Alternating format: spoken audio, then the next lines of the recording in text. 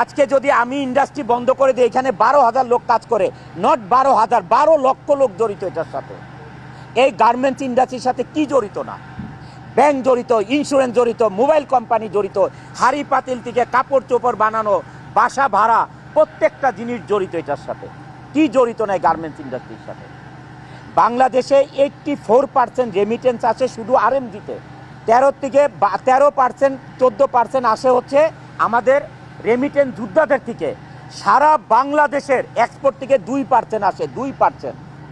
আমাদের প্রধান উপদেষ্টা জনাব ডক্টর ইউনূস সাহেব 12%, 13%, 14% রেমিটেন্স আসার কারণে বাংলাদেশে এই রেমিটেন্স যোদ্ধাদেরকে যেই সম্মান দিয়েছে, এয়ারপোর্টে আলাদা তাদের বাসস্থান করেছে যে তারা এসে রেস্ট করতে পারে, হোটেলের মতন করেছে, আত্মীয় স্বজন এসে থাকতে পারে, এয়ারপোর্টে তাদেরকে সার্ভিস দিতে হবে, এত ব্যবস্থা করেছে। যারা 84% বাংলাদেশে রেমিটেন্স আনে তাদের জন্য কি করেছে? আমি এইটা জোর হাতে রিকোয়েস্ট করছি আমাদের মাননীয় প্রধান উপদেষ্টার কাছে এবং যত উপদেষ্টা আছেন তাদের কাছে, আপনারা আমাদের জন্য কি করেছেন? যারা 84% রেমিটেন্স আনে বাংলাদেশে তাদের জন্য আপনারা কি করেছেন? গার্মেন্টস ইন্ডাস্ট্রি সচল রাখার জন্য কি করেছেন?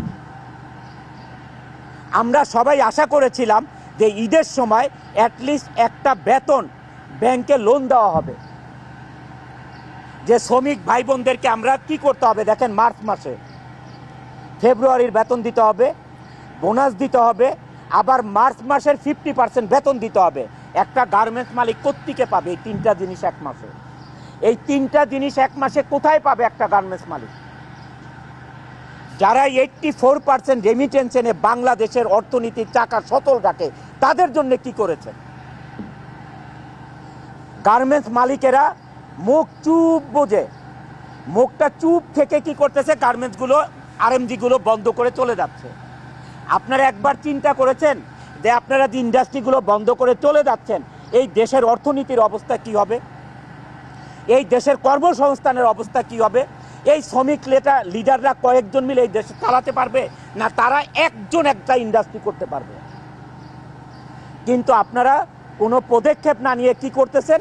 আপনারা গার্মেন্টসগুলো বন্ধ করে যার যার মতো হয়দার গ্রামে চলে যাচ্ছেন, অথবা আপনার গুলশান বনানীর বাসায় বসে থাকতেছেন, অথবা বিদেশের চলে যাচ্ছেন। What is this? এটা কিন্তু আমি অনন্ত জলিল এইটা না করে আজকে আমি প্রতিবাদ জানাচ্ছি যে না, বাংলাদেশে এই আরএমজি সেক্টর থাকতে হবে, না হলে এই দেশ চলার মতন কোনো ব্যবস্থা নাই, কোনো ধরনের ব্যবস্থা নাই।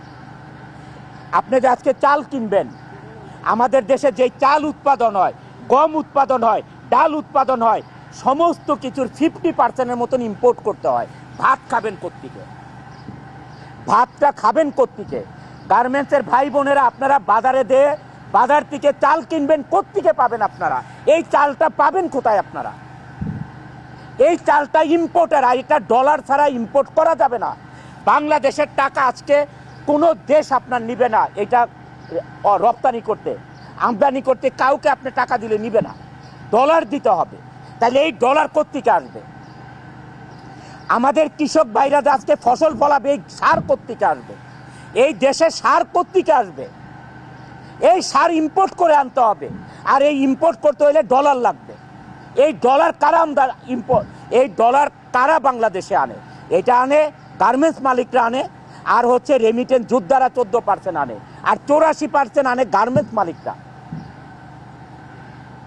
এইটা কারো মাথায় ধরতেছে না, মনে করতেছে বাজারে যাচ্ছি আমরা, চাল ডাল আটা লবণ তেল মরিচ কিনে নিয়ে আসতেছি, আমরা সংসার চালাচ্ছি। নো, এটা সব কিছু গার্মেন্টসের টাকা দিয়ে হচ্ছে, আর এই রেমিটেন্স যোদ্ধাদের টাকা দিয়ে হচ্ছে, আর কারো টাকা দিয়ে হচ্ছে না। সারা বাংলাদেশের যত ব্যবসা আছে মাত্র 2% রেমিটেন্স আছে বাংলাদেশে, মাত্র 2%। এটা দিয়ে কে খাবেন? কয়শো লোককে খাওয়াবেন? 18 কোটি মানুষের দেশ, কয়শো লোক খাবে এই 2% দিয়ে? এই জিনিসটা বলার জন্য আজকে আমরা একত্রিত হয়েছি। আজকে এই শ্রমিকরা, আমাদের শ্রমিকরা, এই সন্ত্রাসী হাতে গোনা 150-200 লোকের জন্য আজকে তারা প্রতিবাদ জানিয়েছে। এই যে কবির হোসেন ব্যক্তিগতভাবে আমি তাকে দেখিও নাই কোনোদিন।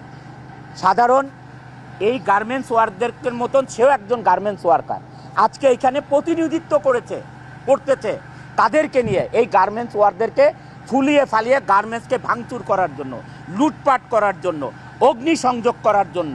ওয়াই? তার ইন্টারেস্টটা কি? 11 তারিখে এই ঘটনার পরে আমি আমাদের প্রশাসন থেকে বলা হয় যে স্যার এই ঘটনাটা ঘটাচ্ছে কবির। তখন আমি বলি ঠিক আছে, তোমরা সবাই ওইখানে যাও, তাকে যে জিজ্ঞেস করো যে কবির হোসেন সাহেব, আমরা আপনাদের কি ক্ষতি করেছি যে এই 12,000 লোকের কর্মসংস্থান ধ্বংস করে দিচ্ছেন? এইটা যা উনির অফিসে যেয়ে দেখে যারা এখানে ভাঙচুর মারামারি তাণ্ডব চালাইছে, কবির হোসেন তাদেরকে নিয়ে মিটিং করতেছে। বাংলাদেশটাকে অচল করার জন্যে যারা এই নেতৃত্ব দিচ্ছেন তারা নিজেরাও জানেন না তারা কত ক্ষতি করছেন তাদের নিজেদের দেশের এবং মানুষের। গার্মেন্টস কোনো রাজনীতির বস্তু না, এটা ইন্ডাস্ট্রি, এটা কোনো রাজনীতির খেলার মাঠ না। এখানে আওয়ামী লীগ আসবে, বিএনপি আসবে, ও আসবে, সে আসবে, এটা নিয়ে পলিটিক্স করবে, এটা কোনো রাজনীতির মাঠ না, এটা কর্মসংস্থান, এটা ইন্ডাস্ট্রি। এইটা বাঁচলে দেশ বাঁচবে, এইটা বাঁচলে আপনারা রাজনীতি করতে পারবেন। সবাইকে বেকার করে রাজনীতি করবেন মানে যত বেকার হবে তত আপনাদের পিছনে লাইন ধরে স্লোগান করবে, এটা চান আপনারা? এটা চাওয়ার দরকার নেই আপনাদের। আল্লাহকে ভয় করেন। আপনারা কি চান? দেশের সবাই বেকার হয়ে যাবে আর আপনাদের পিছনে স্লোগান দিবে, এটা চান আপনারা? এটার থেকে বিরত থাকেন আল্লাহর রস্তে। আর শ্রমিক লিডার ভাইয়েরা, যখন ইন্ডাস্ট্রি বন্ধ হয়ে যাবে, এই যে যেভাবে সাভার আশুলিয়া 240টা গ্রুপ অফ ইন্ডাস্ট্রি বন্ধ হয়ে গেছে, তখন শ্রমিক চোখে দেখবেন না, আর এই শ্রমিকরাই একদিন আপনাদেরকে শাসন করবে। মনে রাখেন আপনারা কথাগুলো। আপনারা কিছুদিন আগে গাজীপুরে দেখেছেন এক শ্রমিক নেতাকে অ্যারেস্ট করেছে সেনাবাহিনী। কোন কারণে অ্যারেস্ট করেছে আপনারা সবাই মিডিয়ার ভাইরা জানেন। এই ধরনের মানুষের কাছ থেকে অর্থের লেনদেনের কারণে তারা এই ধরনের গার্মেন্টস ইন্ডাস্ট্রিতে এই ধরনের অরাজকতা চালাচ্ছে। এরা কি বুঝতেছে? সাধারণ শ্রমিকরা কি বুঝতেছে? এটা তাদেরকে ফ্রন্টে রেখে তারা টাকা কামাচ্ছে, দেশের অর্থনীতিকে ধ্বংস করে দিচ্ছে, দেশের কর্মসংস্থানকে শেষ করে দিচ্ছে তারা। মুষ্টিমেয় কিছু লোক এই অর্থলোভী থাকাতে এই দেশের ইন্ডাস্ট্রিগুলো ডে বাই ডে বন্ধ হয়ে যাচ্ছে। আপনারা জানেন ওই আন্দোলনে সাভারে, আশুলিয়াতে, গাজীপুরে 230 থেকে 240টা এই ধরনের গ্রুপ অফ ইন্ডাস্ট্রি বন্ধ করে দিয়েছে মালিকরা।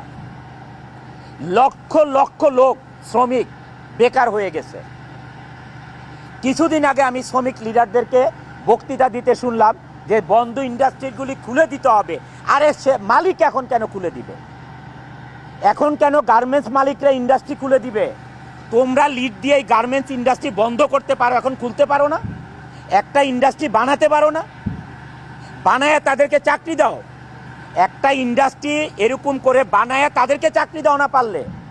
এখন কেন গার্মেন্টস মালিকদেরকে খুলতে হবে এইসব বন্ধ ইন্ডাস্ট্রি? ওয়ালটন আবারও মিলিয়নিয়ার অফারে ওয়ালটন ফ্রিজ কিনে আপনিও হয়ে যেতে পারেন মিলিয়নিয়ার। গার্মেন্টস মালিকদের এত ভয় কেন? 240টা প্রজেক্ট বন্ধ করে চলেছেন?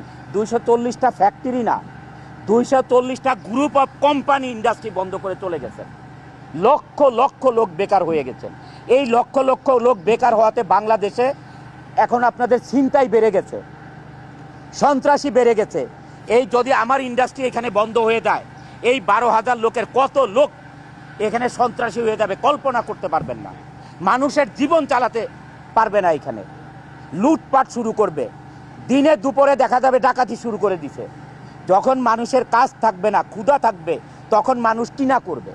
আমি আমাদের শ্রমিক ভাই বোনদেরকে বলতে চাই, যারা আপনাদেরকে হুমকি ধামকি দিচ্ছে আপনারা অবশ্যই তাদেরকে চিনেন, তাদের নাম আমাদেরকে দিয়ে দেন। আমরা সেনাবাহিনীর কাছে তাদের নাম পাঠিয়ে দেই। আমরা পুলিশ আমাদের থানাতে, সাভার থানাতে তাদের নাম পাঠিয়ে দেই। তারা এটার ব্যবস্থা নিবে, প্রশাসনিকভাবে ব্যবস্থা নিবে, আইন শৃঙ্খলার মাধ্যমে ব্যবস্থা নিবে। আপনাদের ভয়ের কোনো কারণ নেই, কারণ পুলিশ আমাদের সাথে আছে, আইন আমাদের সাথে আছে, সেনাবাহিনী আমাদের সাথে আছে।